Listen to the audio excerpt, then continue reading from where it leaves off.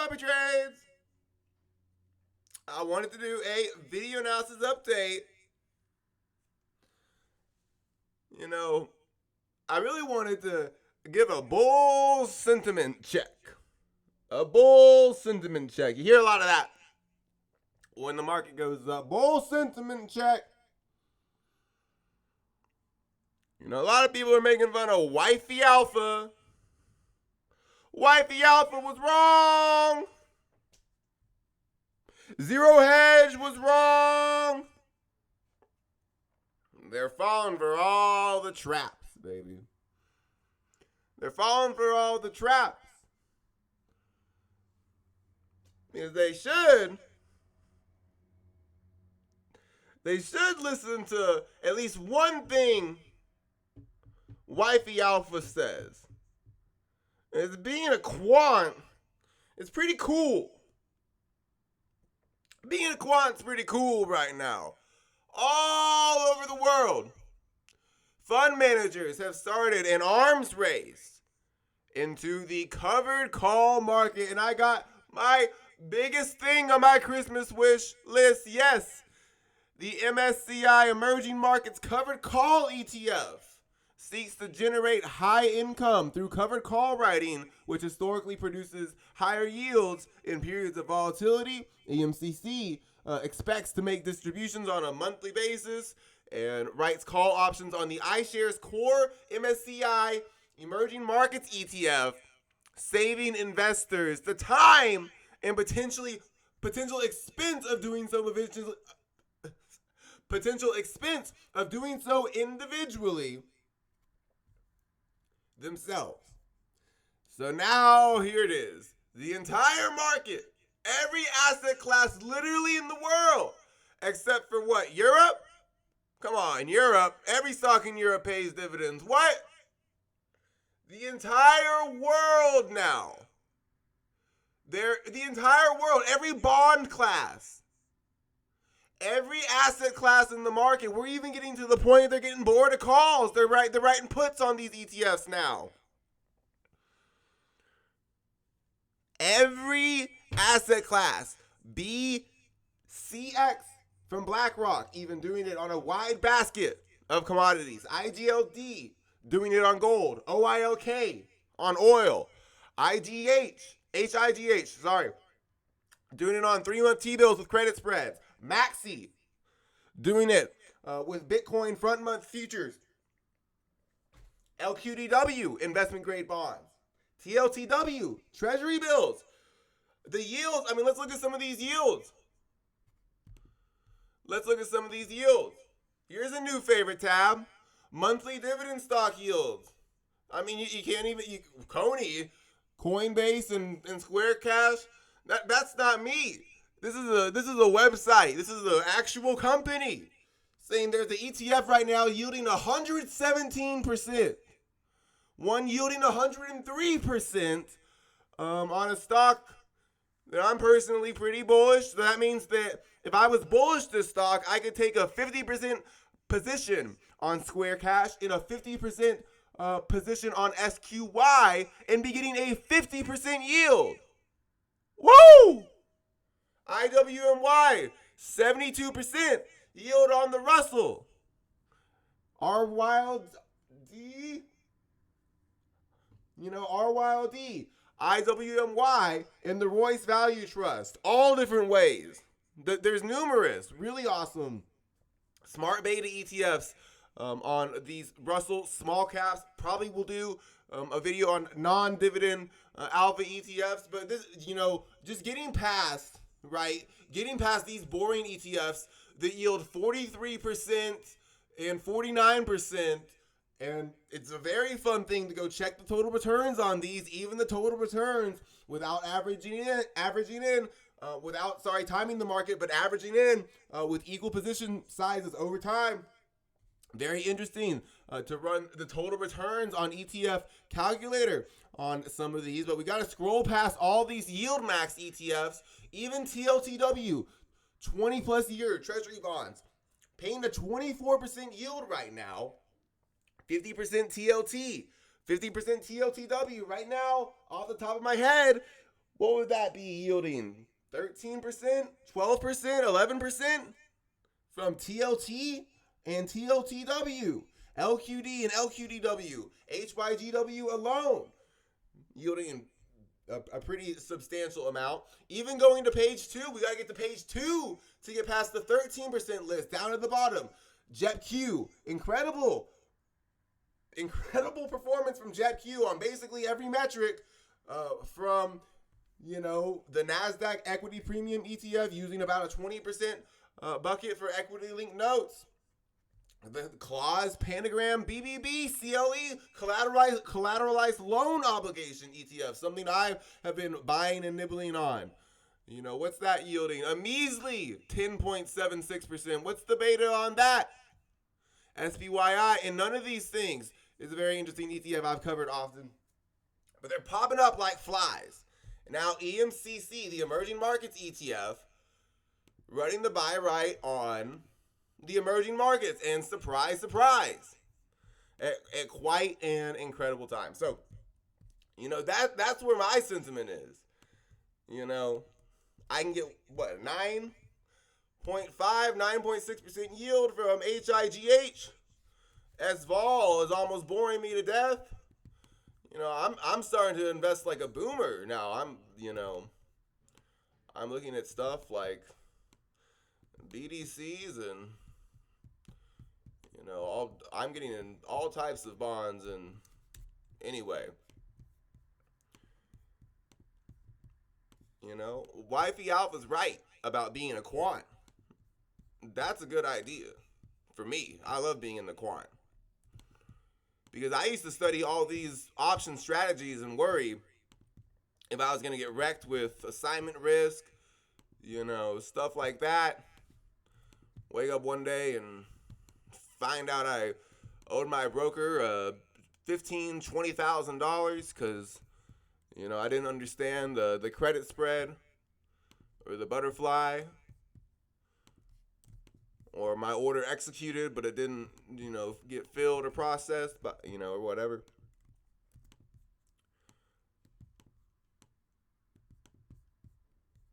Anyway, I've seen people 5-10 years into their investing career, think they're just doing a routine butterfly spread on a Saturday or Friday, and they wake up, get assigned, and their broker gives them they were doing it on SPY. What's that? A $40,000 margin call, $47,000 margin call now. And, they were 5 or 6 years into their options, maybe a decade into their options trading career, doing it for a long time. And they thought they understood the assignment risk and all that. And boom, one day their broker was just like, yep, you 50 grand per contract, 40 grand per contract, margin call. And that always scared me from, option selling strategies. Now, put W, a plethora. I'd almost just be I'd be like that guy in Call of Duty who's like, the numbers, what do they mean? I'd just be spewing tickers and letters. I tried to, list some of them up here, even new ones that are popping up like flies. BlackRock, I really can't quite understand everything that this ETF is doing. BlackRock Advantage Large Cap Income ETF, and one of the reasons, I've been nibbling on it and, scaling into it, but one of the reasons is that this ETF is using a future strategy, and they're selling options against these futures, and it's really, I don't quite understand how to get the calculations for assignment from futures, because I've never thought about trading futures. SVOL trades futures for me now, and sells credit spreads and things of that nature. And anyway, we can see up here these SPX options, being sold for multiple strike prices. It looks like 4555. This is BALI, by the way. It looks like they're selling options, and they're doing all types of stuff in this ETF. And anyway, they're popping up like flies. There's a lot of things to study, in my opinion. There's a lot of things to a lot of funds to look into. I don't have time to make fun of, wifey alpha and zero hedge, but that's mostly because there's really awesome fund managers right now running some crazy, option strategies that I've always wanted to run. And it only recently, really, in the past 18 months, have they become widely available. This is Rex shares. They've dropped an ETF, or they're talking about an ETF dropped by FEPI. It's called FEPI. Rex shares, a leader in exchange traded products, announces the launch of the Rex FANG and Innovation Equity Premium Income ETF. FEPI, this groundbreaking ETF, is designed to provide exposure to innovative large cap technology stocks, along with the potential for high monthly income using a sophisticated covered call strategy. FEPI offers investors unique access to the 15 biggest U.S. technology stocks through the FANG and Innovation Index, and seeks to turn the volatility of these top performers into a steady income source. This approach not only seeks to facilitate monthly distributions to investors without K1s, but also serves as a potential downside cushion against the tech sector's volatility, all in an accessible ETF product. So, I've got to read this prospectus, just quite frank, and that's really was my next assignment. I think what I was going to do. FEPI, Bali, and another ETF. Anyway, and ECC or EMCC. Still memorizing that one. Anyway, we created FEPI to address a glaring market need, provide access to just the leaders in big tech, and use the volatility from these stocks to provide high potential income by selling out of the money call options on them. This allows for upside participation in the important tech stocks that continue to drive the overall market, while at the same time providing income, which also serves as a buffer against market downturns. FEPI is our present solution for income, paving the way for more option-based innovations from the Rex Shares team. Now, BALI would be a little too much to try and even attempt to summarize, but I did want to say one thing that I've noticed about FEPI that I think could be a differentiator in it is that YieldMax right now, the kind of the flaw with YieldMax, if there was one, and really if the stock is performing well, I think YieldMax ETFs are great, and I like, as I said, to blend YieldMax ETFs with, the ones that I think are going to do well. Moderna and the AI ETFs have dropped recently. Disney's ETF, if I, think that ExxonMobil, is about to bottom out. But anyway, back to this. What some of the criticisms with the YieldMax ETFs are that they don't actually own the underlying stock. They're running the synthetic covered calls. Now, what's the positive part of the YieldMax ETFs is that they're selling out of the money options. They're selling out of the money covered calls. So they actually are participating in, up into the out of the money strike price. The flaw with YieldMax is that they're not actually owning the stocks outright. So FEPI is trying to kind of, in my opinion, blend both of these, problems together. Instead of owning one stock, they're going to own the 15 best ones. And their list of stocks that they own is pretty interesting, and they can update it. But they're trying to own, instead of one stock, they're trying to own 15 and replicate this idea that kind of YieldMax has. But instead of running covered calls, synthetic out of the money covered calls, they're running actual out of the money covered calls on a basket of stocks that, are kind of leaders in the tech sector. So anyway, these ETFs are popping up like flies. And, there's one thing, Wifey Alpha's right about. It's that we might be in the golden age of income and quantitative investing, and, even the debt markets with these 5%, rate hikes in such a short amount of time. And, now we've seen, all these BlackRock ETFs conveniently, they're selling covered calls on bonds. Basically the entire bond tree right now. You know, investment grade bonds, uh, treasury bonds of long maturities, and even short-term T-bills with high, and HYGW does a pretty good job, you know, getting income from that bond sector. So it's made me even look into the bond market, and really, I can give a list of the closed-end funds that I've been interested in, but the yields on these funds are collapsing. I mean, they really are, and so that's what the rest of this video is going to be about. The possibility that we could go from, you know, perhaps people got a little complacent with these high yields. I'm going to try to present a different view, and there's another person I brought up, Zero Hedge. One thing Zero Hedge talks about a lot is, I think he's a gold bull. I don't know what he is at this point. I think he's bullish commodities. I think a lot of these bears are bullish commodities. They fall for the trap that I talk about, where they say they don't trust the Fed, so they're bullish commodities. And really, nothing wrong with that. But if your commodities gains and your, what you've been doing to research the best, real estate, commodities, utilities, value boomer winners, if those gains are being offset by, short positions, it's going to be, it's going to be not good. Anyway, I think one thing that Zero Hedge talks about is that, the Fed's going to wreck us with inflation. Does he? I don't know. I mean, I honestly have no clue. Everyone's making fun of him, man. Look, come on. Who really has the right to make fun of Zero Hedge right now?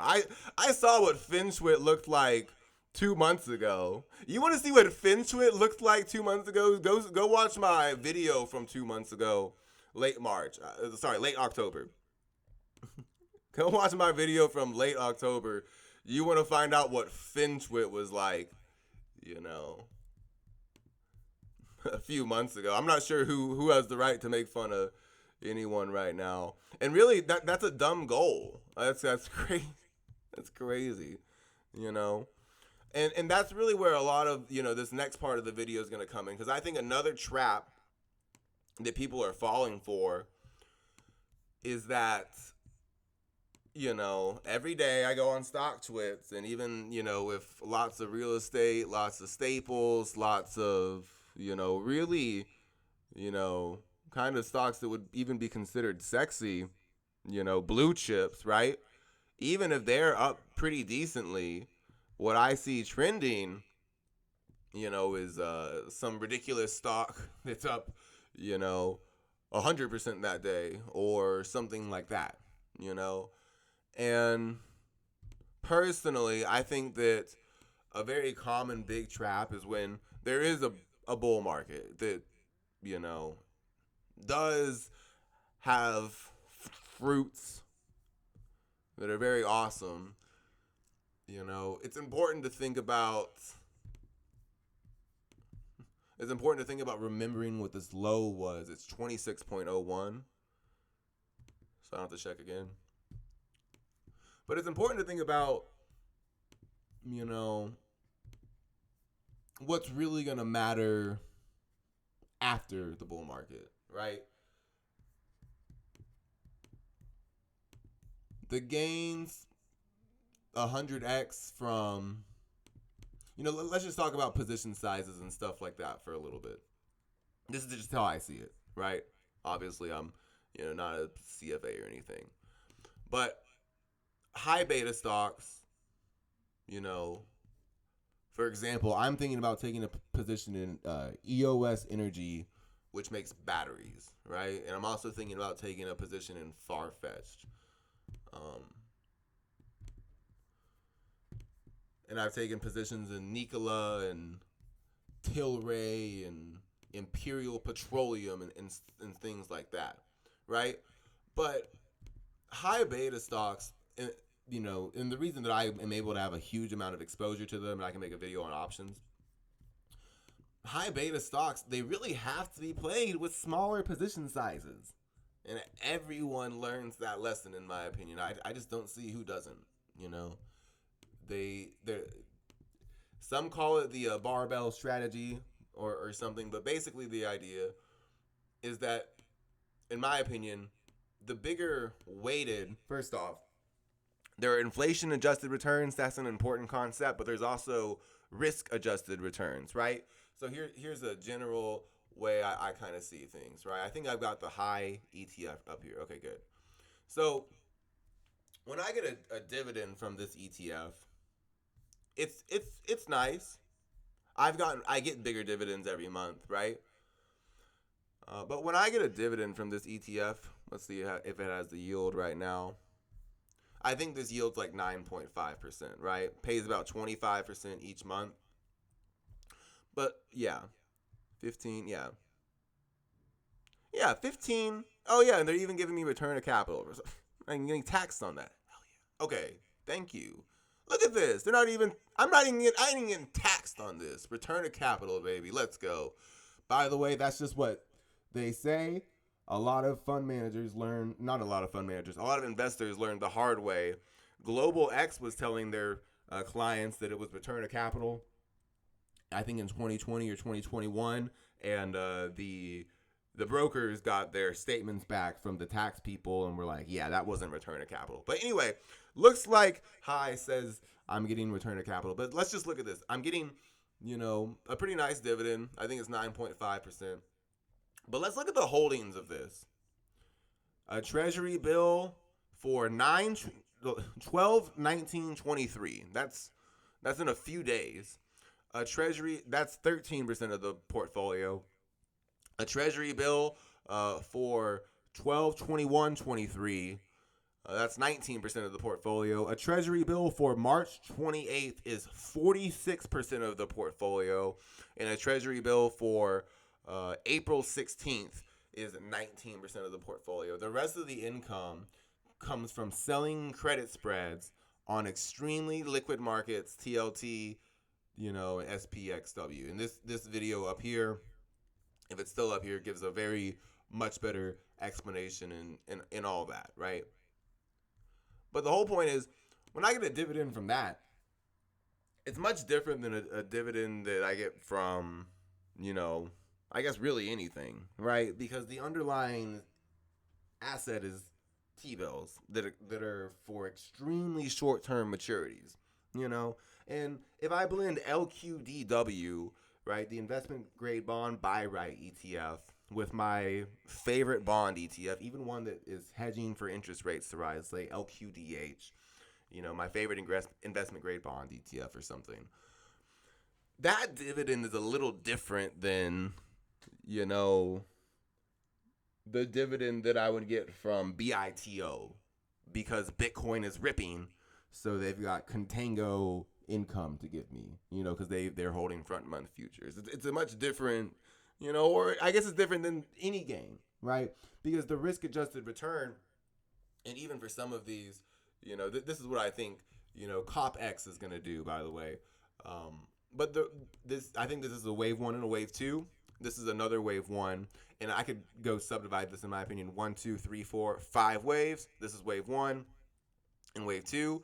It could also be wave A and wave B.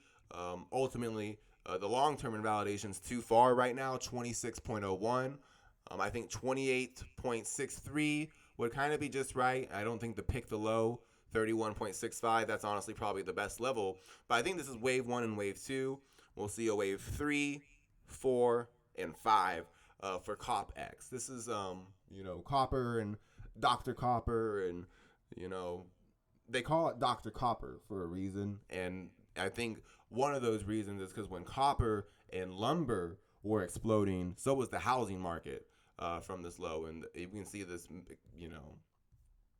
Anyway, I think COPX is going to do pretty well. And we're going to go over some, inflation adjusting vehicles in this video. But if we just go to SVOL real quick and high, we're getting to the point now where we can see the betas for some of these. And the beta is a really great way of kind of taking the beta and using it as a denominator for risk, right? Or returns, right? So the it's a risk adjusted return. So the return is the numerator, the beta is the denominator, right? Or beta just means risk and volatility, right?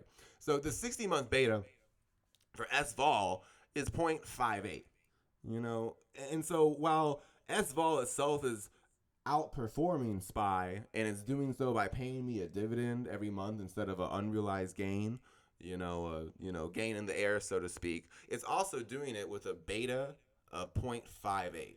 Okay, so let's look at high HIGH.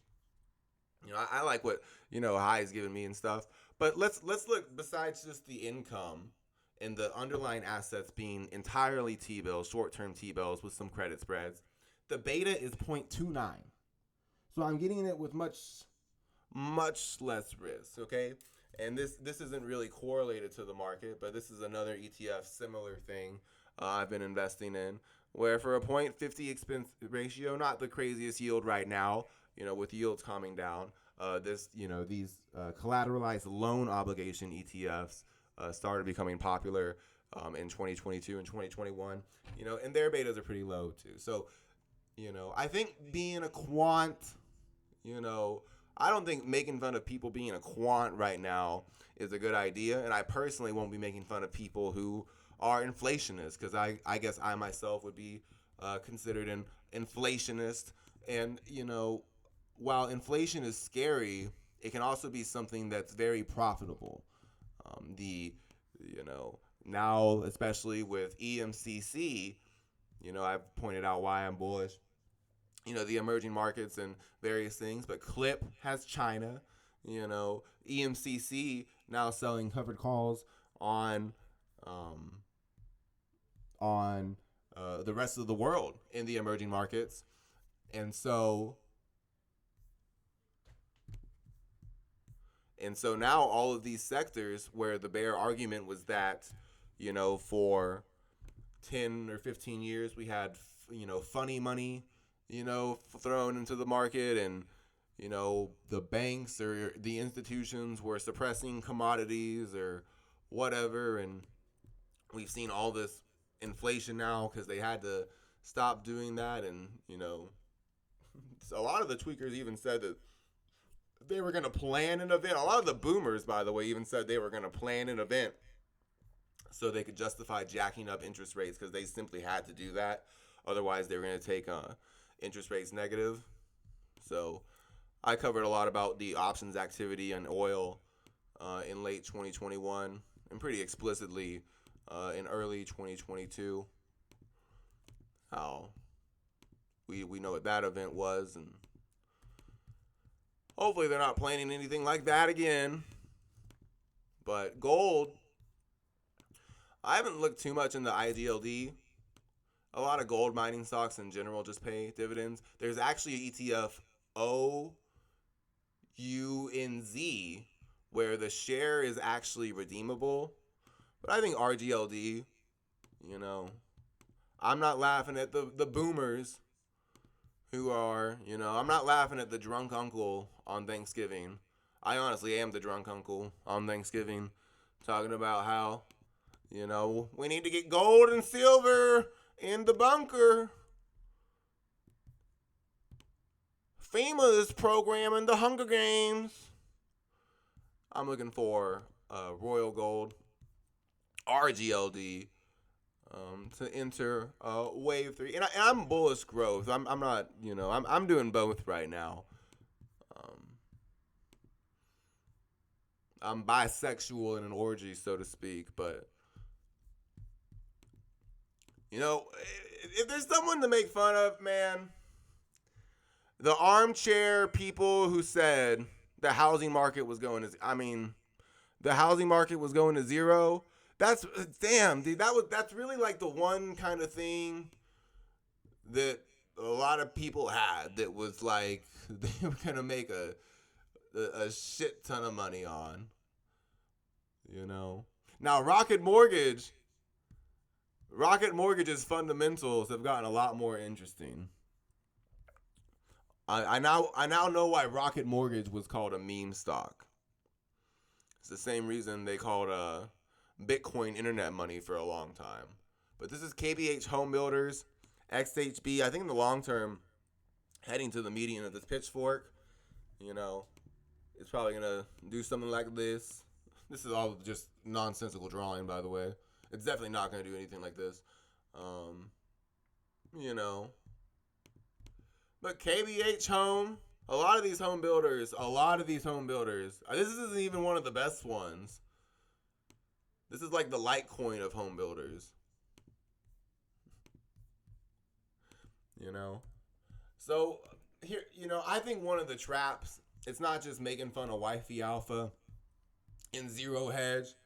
It's definitely not just getting uber bullish or something ridiculous and not remembering to funnel the gains into safer places. But I think, you know, one of them for a lot of investors, young investors, that I personally experienced, and, I'm by no means a pro, just some random dude on the internet, is that the bull market comes and they go chase the shiny things instead of the things that cause them to look for a gold rush in the first place. The utilities, the real estate, the debt markets, I don't think telecom's going to get too much of a shout out in this video, but I've covered the Verizon chart recently, and,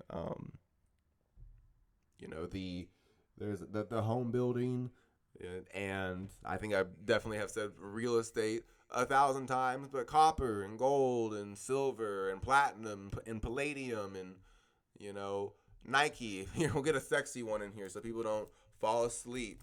Nike's looking good, I think, for, the cotton crowd.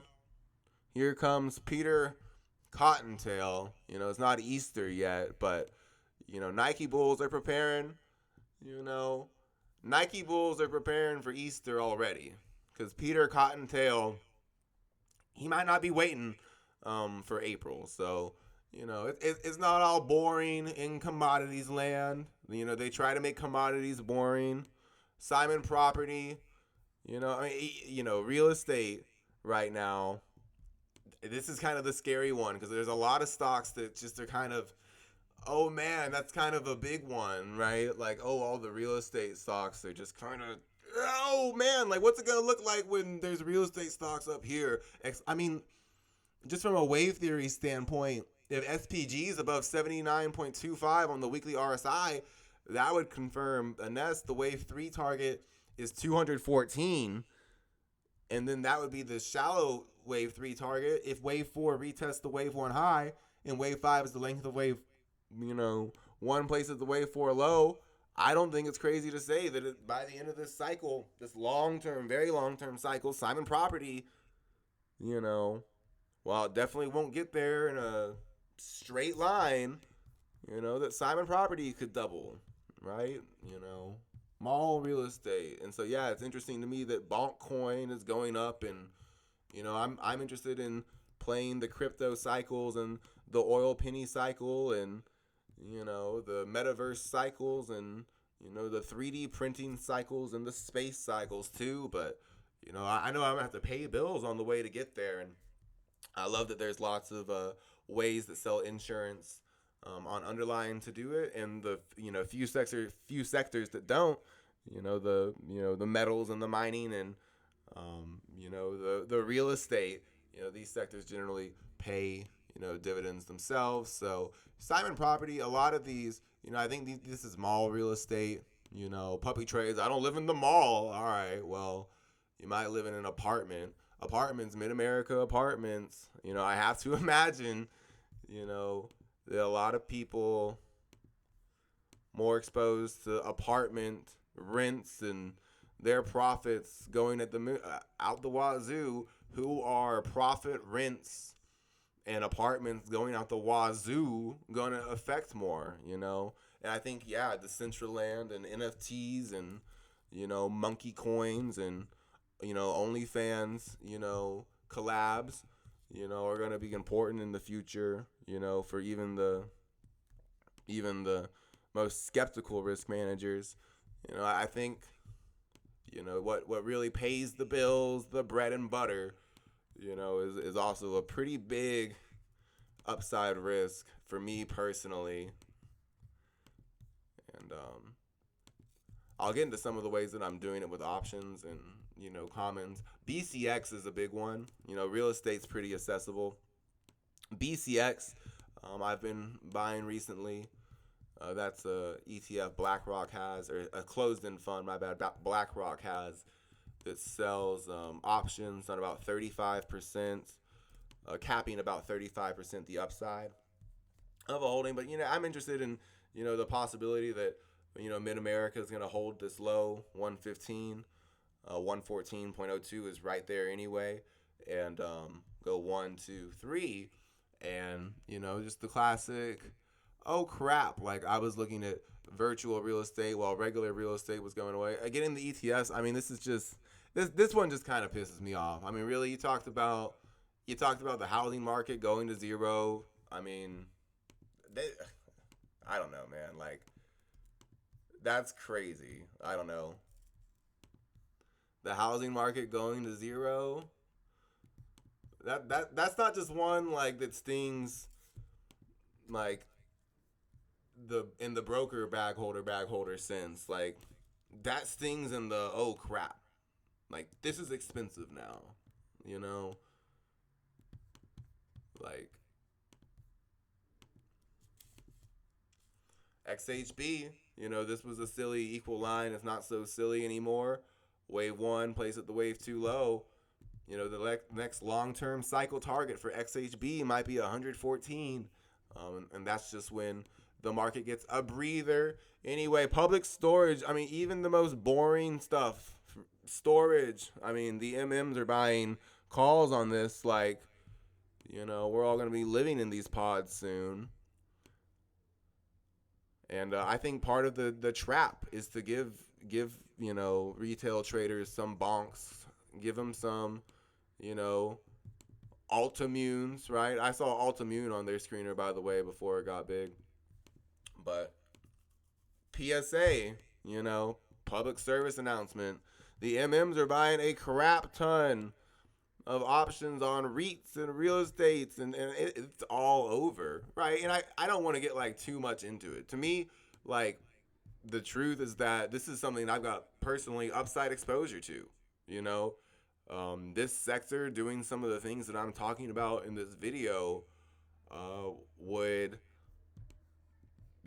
not necessarily indirectly, it would basically directly wipe out some of my inflation adjusted gains. And so that's why I use things like options derivatives and, investing in things like RQI and UTG and BCX, to get exposure from this and profit and get the bills paid from, what's threatening my expenses instead of what's not, But a big trap that I fell for, and I think that a lot of people fall for in the early days, is that, the big boys, the beefy ones, the things that are really the backbone of the economy, they're kind of trudging up. And it seems like they're trudging up slowly, but that's just because the high beta stuff is ripping, and the dividend announcements, quarter after quarter, even when they grow, that's fun and dandy, but,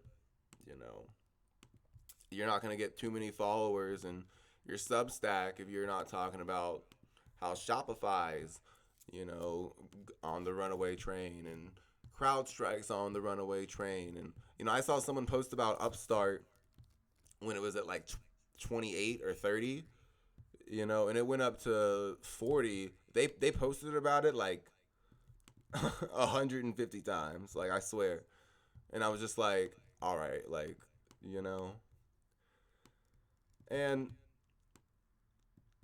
to me, like, incentives matter, not even just like from a moral standpoint. Like, I'm in no place to judge anyone, but incentives matter for me personally as an investor. If I was really getting paid lots of money to the point where I was genuinely getting paid more to talk about what Upstart, has done, and that, little call I made on it, like, as opposed to, what's been going on all year, and, you know, what could be a very scary rotation. I mean, as much as people like to talk about V tops and double tops, I think the big V top right now and the big double top right now is in the bond yields. LQD 2018 and TLT, their 2018 tops, I think they just had a double top 5 years later in 2023 and put in at least a short term double top. And I think that for once, the Fed members are telling the truth. The plot's going to go from 5.25 to 3.25 and over the course of 2026, and housing prices could go out the wazoo. Mid-America apartments and stuff like that. It could still be yielding 3 or 4%, but Simon Property could still be yielding 3 or 4%, but 3, 4, 5 years from now, be doing it at twice the price targets, and it's going to be a lot slower if it does happen, or a lot less sexy, than some of these other, fun opportunities and growth that I'm certainly taking advantage of. But this is really just what I think about. So we'll step a little bit away from real estate. I think I've made it pretty clear. Starbucks, it's not all boring in boomer land. Real estate commodities play. I don't know why anyone would politicize this stock, but that's one of their tricks too. 1, 2, 3, 4, 5, wave 1, ABC wave 2, 1, 2, 3, 4, 5, wave 1, ABC wave 2. I think personally 89.21 holds. 1, 2, wave 3 of wave 3 begins for Starbucks. I think that is going to be a nice one for XLY bulls. The 10-year note in bond land, this is an interesting one. Bond futures. I don't trade bond futures, but this will definitely affect the bond market, I imagine. This is a low from 2000, right? And after 2000, first off, let's just talk about another thing. A lot of people talk about, flash crashes and risk management. Notice that bonds in September to 2020, where we still to this day talk about the scariest times to be, an investor, and we talk about bag holder. The truth is that the actual CFAs should have had bulls in 60-40s, 35-40% bonds, and those pay, I don't know. I mean, they acted as massive hedges. We'll talk about something I actually saw. I actually covered this chart before. I can go get these perfect, but just to save a little time, we'll get into something a little more sexy. I know if I start talking about the 10-year, 1, 2, 3, 4, 5, and this would be a big one, right? Wouldn't this just be the classic thing of like a bond whale, right? An institution, catches the super cycle low in real estate, utilities, the staples, and I think IWC is going to do well too. That's the thing. I think they're both going to do well. I think IWC, and IYR, XLV and, XLY. But 1, 2, 3, 4, 5 waves up, which one is going to, and I think I'm going to do both, but generally I think most would say bigger positions in lower beta. And so as the lower beta stuff, the yields fall, I can get exposure, to the micro caps and the growth pretty easy with options. But, this is something that I like to, also have to stabilize my portfolio. And as we see, from a correlation standpoint, I mean, right, this was hell, right? This is why people are afraid of the market. Well, actually, with moderate diversification at all, pretty big substantial holding of the market would have been way up at all-time highs, while SPY was down here right before quarterly rebalancing. And that's exactly what happened. And anyway,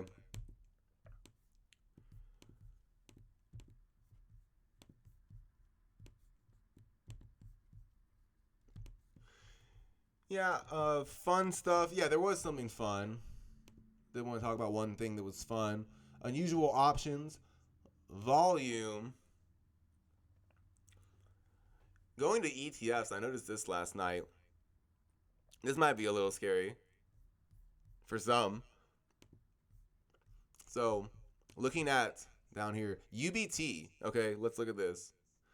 A 400% increase in options volume, 753 calls to 52 puts. Now, that information alone, all it really says is that someone woke up, maybe institutions all together woke up and thought it was really important to hedge for substantial upside, you know, in this leveraged bond ETF. And there's proof that they're doing it. I think that, this could be, at the very least, an ABC correction. I'm not saying bonds or, this ETF's going to go to $1 trillion, but, at the very least, the bulls would argue that's a ABC correction. The counter trend rally, could at least go up to the 50 to 60, even going up to the 50% retracement would be pretty regular. UBT, boop, over time. Anyway, they're preparing for bonds to go up. Maybe look at the Royce Value Trust. I do like the wave count. I have been getting into it. This doesn't actually sell options, I believe. I don't believe this sells options at all. It's a closed-end fund. It kind of reminds me of USA, where it's an equity CEF, and it's paying out its yield or its distribution.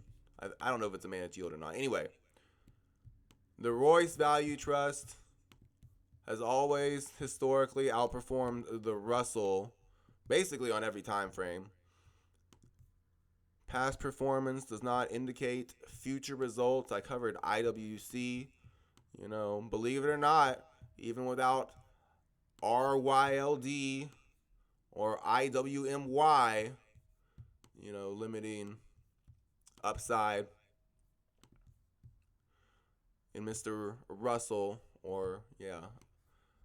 there's still a way to get a dividend from the Russell with the closed-end fund, and the management fee on this is surprisingly low, 7.50 and 20. Lazy algos. Lazy algos. Anyway, yeah. The Royce Value Trust. Robinhood needs to get closed-end funds, man. Robinhood needs closed-end funds. We should start a petition. No closed-end funds on Robinhood, but your clients can trade negative 3x leveraged ETFs at 2 o'clock in the morning on a Sunday. I think I know where your priorities are, Vladdy. I'm just kidding. Vlad's pretty cool. Robinhood just casually getting those getting those commissions on option trades back. And they were the ones who started the commission-free frenzy, and then they just added commissions back after everyone switched. Kind of a whole move. All's fair in love and finance. Anyway, that's the Royce Value Trust. 11.89. Pick the low is probably the most reasonable stop. I think this 78.6% fib is going to be too wide. 10.17. Yeah, that's too wide. Palladium. I was wrong about this one. I wanted to keep it up. They don't all work. I was not correct about Palladium. Someone tweeted about the mystery wave that, you lose money. Here it is. It's there. Anyway, that's Palladium. I'm just kidding.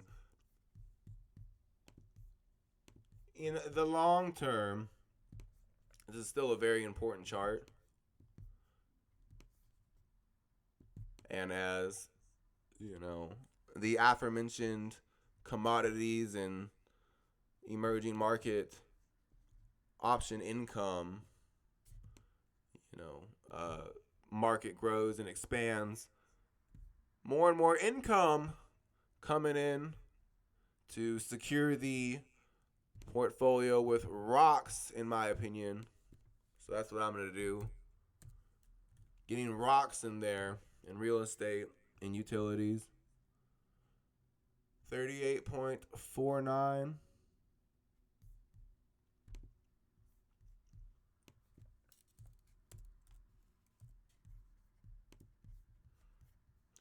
Yeah, palladium could have ended a pretty important cycle at that 78.6% fib.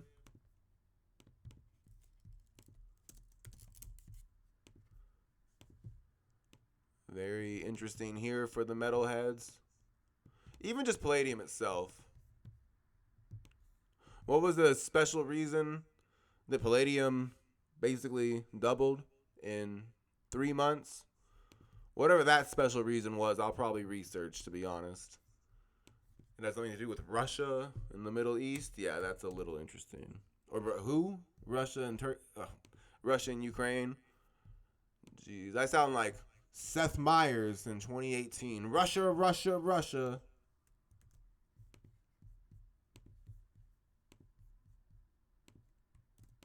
Just admit you want to bang Donald Trump. Some of the libs just need to admit they want to bang Donald Trump. You guys just need to say that. I want to smash that man. That's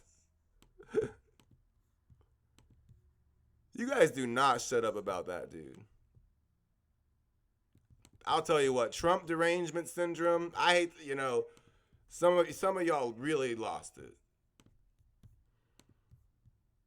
You guys were writing fanfics about that man. Fanfics. I know what a fanfic is. I've had fanfics written about me. Yeah. Oh, yeah. Never date a theater girl. Anyway. 1, 2, 3, 4, or one that, watched too much Vampire Diaries and Gossip Girl.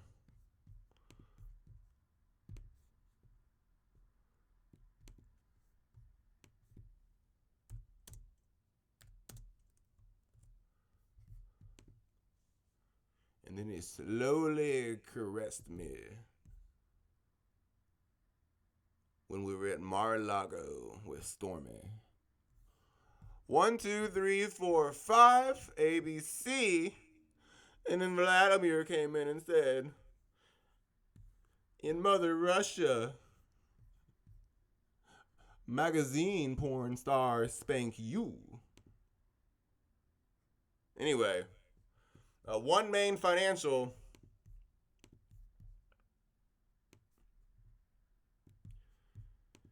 wanted to get a bank in there. Big dividend payer. Financial, let's see. It's really just the financial of the day. Let's see if we can give it a little more attention than that. 180 price to book.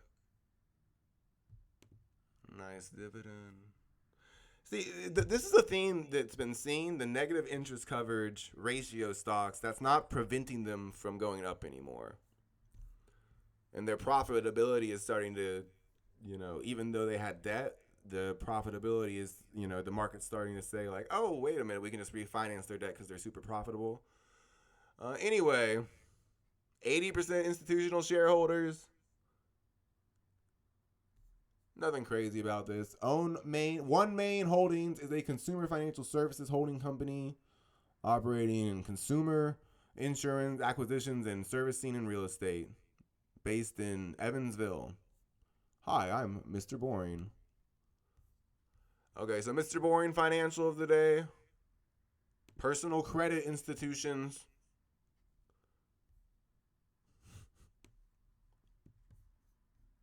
Personal credit. This is the part of the video people are going to watch while they're asleep, I can tell. 63.19. If you're still awake, that's crazy. Anyway. Yeah, I think it's a nest. It's a nest. It's a nest. I sound like Frankenstein.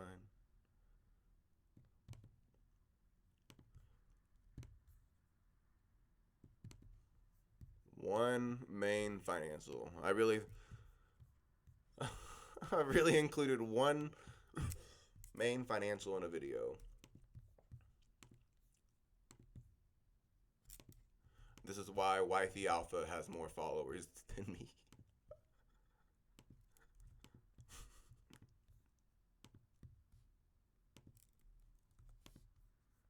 This is why Alpha Charts gets all the girls.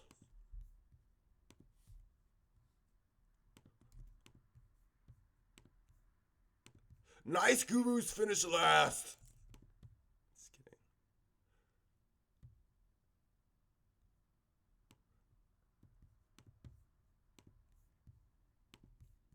Slightly bearish soccer mom is funnier than you. Damn it. That one stings.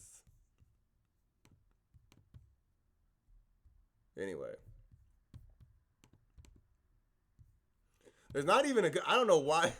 There's not even like really a good stop level on this. Anyway, from this low, I do think 1 2 1 2, yes. 1 2, and then this RSI down here, the weekly RSI is at 66.16 and it broke to 66.60. In my opinion, in my unprofessional, really, bootleg wave theory opinion, my bootleg wave theory,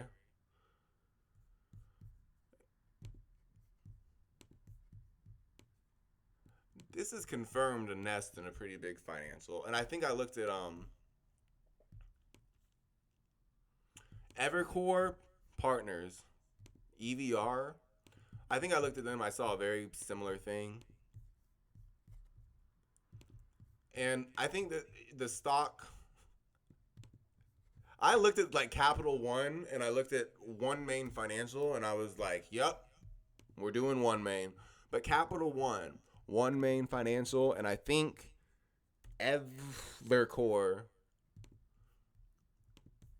have all kind of done this similar thing where they've given a lot of evidence that they, from a wave theory standpoint, are forming a nest. Now, I do think that there's going to be some bank fun in the quarter.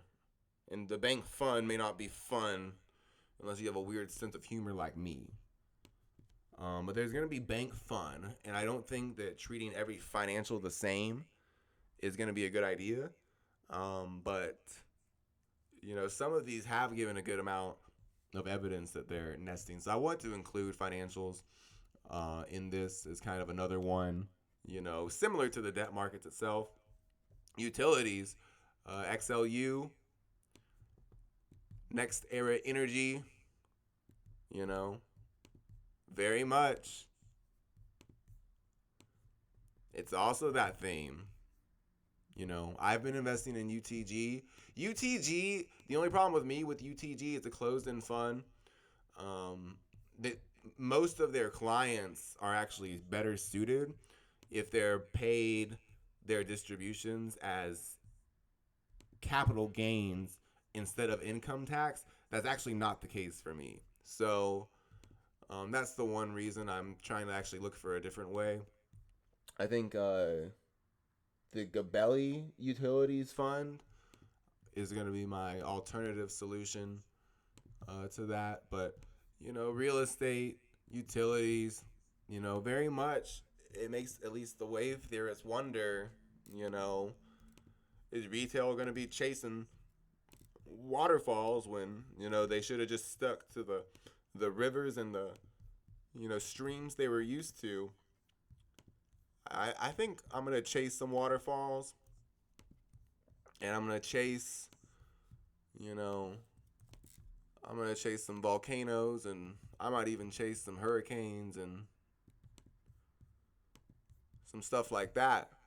But I know at the end of the day, it's going to be the insurance, the bills, you know, the stuff, we all put in our monthly budgets each month that's really going to matter and, pay out its gains and even raise their dividends in some cases. And that's what's really going to matter when, it's not so sunny in Philadelphia. The cool part is that utilities and energy, it's not as boring as it used to be. Next Era Energy, Enphase doesn't pay a dividend. Tesla doesn't pay a dividend. Next Era Energy does.